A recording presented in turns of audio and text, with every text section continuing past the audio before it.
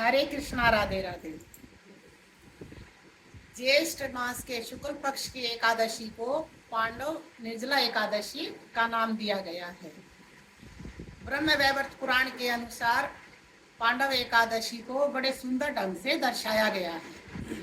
तो इस एकादशी की कथा कुछ इस प्रकार है। एक बार शिलाव्यास जी, जो कि पांडवों के पितामह हैं, उनसे पांडव पुत्र भीम बड़ी जिज्ञासा पूर्वक और उत्सुकता पूर्वक पूछते हैं कि हे भगवान, हे पितामह, मैंने जो ये साधु संत है इनके श्रीमुख से ये सुना है कि भगवान विष्णु को प्राप्त करने के लिए और उसकी भक्ति प्राप्त करने के लिए एकादशी का व्रत करना बहुत जरूरी है, बहुत आवश्यक है।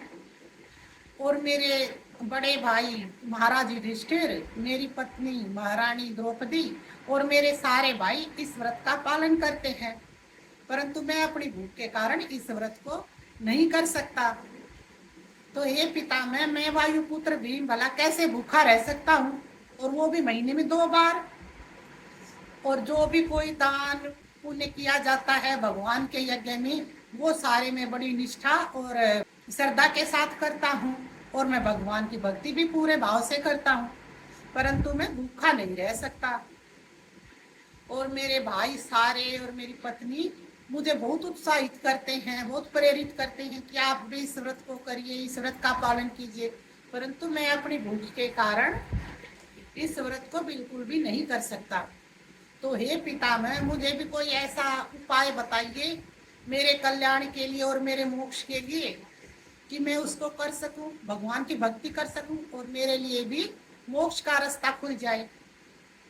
तब बड़ी उत्सुकता से, बड़े भाव से व्यास जी बोलते हैं कि ज्येष्ठ मास के शुक्ल पक्ष की जो एकादशी आती है, उस एकादशी को मनुष्य पूरी निष्ठा भाव से और निर्जला रहकर बगैर जल पिए जो भी कोई इस व्रत का पालन करता है, वो इस जीवन में सुख शांति भोग कर और मरने के पश्चात भी वो भगवान के चरणों की सेवा प्राप्त कर सकता है, और वो विष्णु लोक को जाता है, वैकुंठ धाम को जाता है।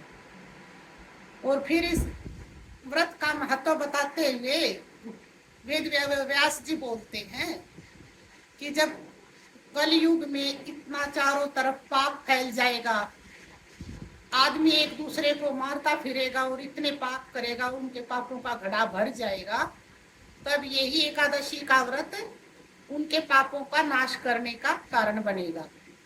इसी एकादशी व्रत से ही अपने पापों का नाश कर सकते हैं।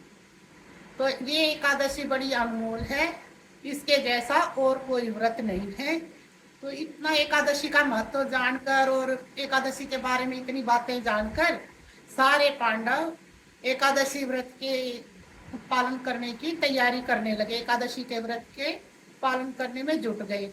तभी से इस एकादशी को पांडव निर्जला एकादशी का नाम दिया गया।